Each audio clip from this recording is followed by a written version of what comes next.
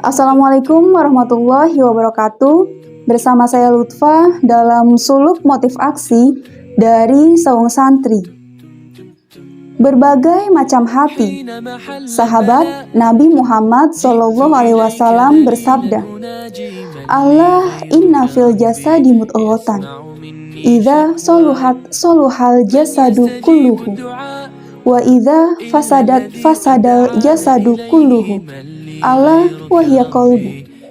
Hadis rawahul Bukhari wa Muslim, yang artinya, ketahuilah sesungguhnya di dalam tubuh ini ada sepotong daging. Apabila ia baik, maka baik pula seluruh tubuhnya. Dan apabila ia rusak, maka rusak pula seluruh tubuhnya. Ketahuilah, sepotong daging itu ialah hati. Sahabat, kedudukan hati yang tertinggi telah menjadikan sentral perhatian para salikin ataupun sufi yang menapaki jalan thariqat untuk memperoleh kebenaran yang hakiki dan kesucian jiwanya. Untuk melunakkan dan meluruskannya, menyiasati macam-macam penyakit hati, serta mengobati penyakit hati inilah yang merupakan ibadah paling utama bagi mereka. Kemudian hati manusia juga memiliki komponen sifat hidup dan mati, di mana dalam konteks ini terdapat 3 klasifikasi hati manusia. Yang pertama, qalbun shahih, yaitu hati yang sehat dan bersih. Hati yang suci dari setiap nafsu yang menentang perintah dan larangan Allah Subhanahu wa Ta'ala, dan dari setiap penyimpangan yang menyalahi keutamaannya, sehingga ia selamat dari pengabdian kepada selain Allah dan mengambil hukum kepada selain Rasul-Nya. Karenanya hati ini murni pengabdiannya kepada Allah Subhanahu wa Ta'ala, baik secara karsa, cinta, tawakal, kembali kepada ajarannya dengan bertobat, takut atas siksanya, tunduk memasrahkan diri, serta mengharap karunia-Nya. Bahkan segala aktivitasnya hanya karena Allah semata. Jika mencintai, maka cintanya itu karena Allah. Jika memberi, maka ia karena Allah. Jika membenci, maka bencinya pun karena Allah. Jika menolak ataupun tidak memberi, itu pun juga karena Allah. Namun tidak hanya itu saja, tetapi diliputi dengan kepatuhan hati dan berhukum pada syariatnya. Itulah qalbun shahih.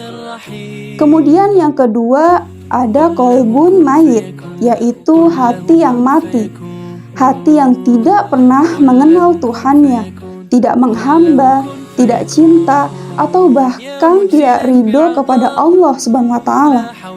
Sebab ia memang telah mengabdi kepada selain Allah. Jika ia mencintai, memberi, membenci, atau bahkan bakhil, itu semua disebabkan oleh hawa nafsunya. Ia mendewakan hawa nafsunya daripada cinta kepada Allah. Hawa nafsunya, syahwat, dan kebodohannya lah yang menjadikan pembimbingnya. Hawa nafsu, syahwat, dan kebodohanlah yang menjadi pembimbingnya. Ia selalu dipusingkan oleh pikirannya sendiri dan mendramatisir supaya tujuan-tujuan kebahagiaan duniawi dapat tercapai. Ironisnya, justru ia mengikuti seruan setan.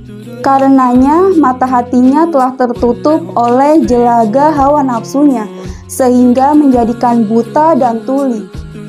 Sahabat, menjalin tali silaturahmi dengan orang yang berhati demikian cukup riskan dan akan mudah tertulari, serta bersahabat dengannya merupakan racun yang akan mematikan hati kita.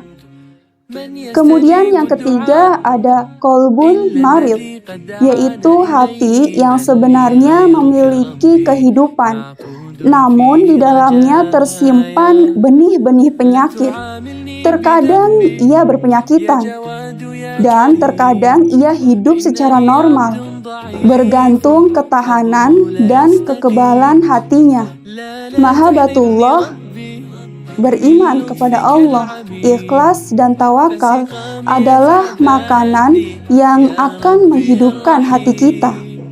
Jadi, hati yang pertama adalah hati yang hidup, yang memiliki dasar pengetahuan yang mendalam, serta memiliki lemah lembut. Kemudian hati yang kedua, yaitu hati yang telah beku dan mati. Sedangkan hati yang ketiga, yaitu hati yang sakit, di mana dia akan mudah